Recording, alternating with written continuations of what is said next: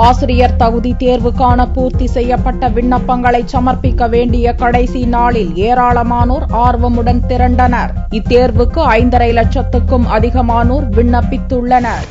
ஆசிரியர் தகுதி தேர்வு வரும் ஆகஸ்ட் 17, 18 தேதிகளில் நடக்கிறது. இதற்கான விண்ணப்ப விநியோகம் கடந்த மே 31 தேதி துவங்கி ஜூலை 1 தேதியான திங்கட்கிழமையுடன் நிறைவடைந்தது.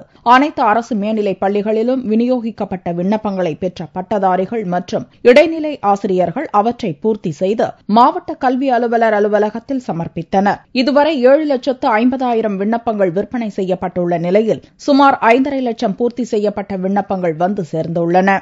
நான் பெரம்பூர்லேருந்து வரேன். நான் பேப்பர் 1 சப்மிட் பண்ணலான்னு வந்தேன். டிஓ ஆஃபீஸில் தான் வாங்கினேன். இப்போ 1 சப்மிட் பண்ணிட்டேன். நான் ரொம்ப கூட்டம் இருக்கும்னு நினச்சேன். இப்போ அவ்வளோ கூட்டமே இல்லை. நான் வந்தேன், உடனே முடிஞ்சிச்சு.